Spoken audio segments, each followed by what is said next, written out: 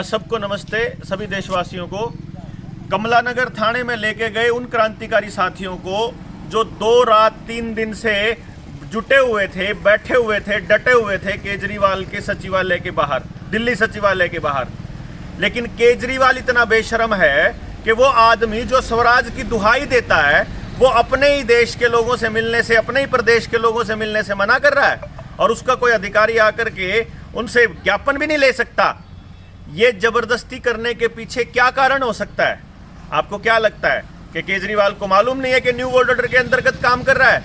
बच्चों को जबरदस्ती स्कूल में घुसने टाइम उनसे सर्टिफिकेट मांगा जाए, जबरदस्ती उनके मुंह पे कोई कपड़ा बांधा जाए, उस साफ हवा में सांस लेने का जुर्माना लगाया जाए, और अगर कोई आपको ज्ञापन देने के लिए आया है तो आप उस ज्ञापन को भी नहीं लोगे। मतलब अब आप राजा बन गए हो क्या? अब आप प्रतिनिधि नहीं रहे क्या? अब स्वराज कहाँ गया, वो स्वराज की दुहाई देने वाला? एक बात खास कान खोल करके सुन लो, ये जो देश है ना, ये माफ नहीं करेगा, क्योंकि पहले से परेशान था ये देश। इस नरेंद्र मोदी से परेशान था, कांग्रेस से परेशान होकर के मोदी को लेकर आया था, ये सोच करके केजरीवाल को लेकर के आया था कि ये आदमी कुछ नया करेगा। इसने क्या किया?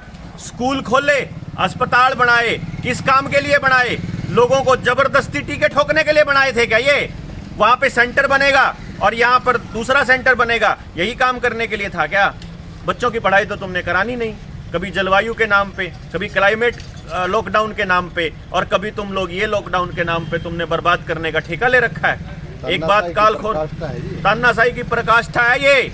और एक बात कान खोल के सुन लो, अगर आज हमारे साथी रिहा नहीं हुए तो कल नया हरियाणा चाल पड़ेगा दिल्ली खातर। और भाई मैं पहले से कहता लग रहा हूँ, हिसाब तो लेना पड़ेगा इन पे। जिनके जिनके साइड इफेक्ट आ रहे हैं उन सब ने भी लेना पड़ेगा, और जिन जिनके दुकानदारी ठप हुई उनने भी लेना पड़ेगा, और जिनके बाड़का के धक्के तो ठोकन लाग रहे उनसे भी लेना पड़ेगा। कान खोल के सुन लो दिल्ली वालों, ऐसी बुजदिली की उम्मीद नहीं थी तुम लोगों से, और इस तरह की उम्मीद नहीं थी कि आपके लोग बैठे हुए हैं आपके बच्चों की लड़ाई लड़ने के और आप उनको अकेला छोड़ दो, और आपसे ये बिल्कुल उम्मीद नहीं थी। हरियाणा इस टाइम पे तैयार हो रहा है दिल्ली कूच करने के लिए, तो बहुत ज़्यादा इस बात को आगे ना बढ़ाते हुए उन लोगों का, क्रांतिकारी साथियों का ज्ञापन ले लो चुपचाप, उसके ऊपर कार्रवाई शुरू कर दो। जनता आपसे डिमांड कर रही है कि जबरदस्ती नहीं सहन होगी। हरियाणा वाले सरकार का तो लिया बट्ठा गोड़, उन्हें अनिल विज पिलीविज खट्टर पट्टर इनका तो लिया। ये तो इवनू कह रहे हैं बोला हम तो कुछ नहीं मांगते थार पैदा है। लेकिन याद रखिए ये लॉकडाउन नहीं हटने वाला, दोबारा लगेगा आपके ऊपर, दोबारा जबरदस्तियां आएंगी, टेलीविजन के जरिए आपको दोबारा से डराने का खेल खेला जाएगा। इसी से जागरूक करने के लिए आप लोगों के बीच में लोग जा रहे हैं।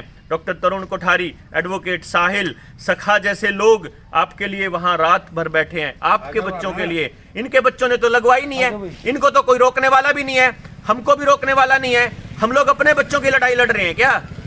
ये लोग जो कहते हैं कुछ लोग कि ये लोग राजनीति कर रहे हैं, अरे ऐसी राजनीति जो आपके बच्चों की जिंदगी बचाती हो, ऐसी राजनीति 100 बार करे। उन आदमियों को 100 बार नमन करता हूं मैं जो लोग आपके बच्चों को बचाने की राजनीति कर रहे हैं। इन राक्षसों की राजनीति कैसी है जो आपके बच्चों के साथ जबरदस्ती की जा रही है?